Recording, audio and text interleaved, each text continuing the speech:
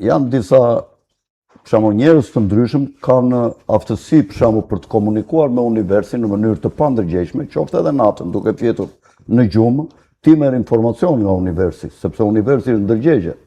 Dhe ajo që quhet në hierarkinë e krijimit në shumë qarqe okulte që i din gjërat më mirë se sa shumica e njerëzve, ajo quhet pleroma dhe është ndërgjegja universale dhe ne marrim informacion nga ndërgjegja universale dhe në gjumë. Ti për shembull, nëse ke një shqetësim për shembull në zanat, për shembull si ta bëj unë këtë gjë, luca për shembull, si ta bëj, ku ti investoj, ky një ditë pas 3 muajve që e ka vrarë mendjen, ngrihet dhe e ka gjetur se çfarë do bëj.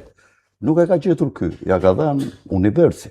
Më kupton, më beso që janë edhe njerëz që kanë aftësi të veçanta, kanë domethënë kanë ndriçimin ynor në fushën e vet, kudo që janë.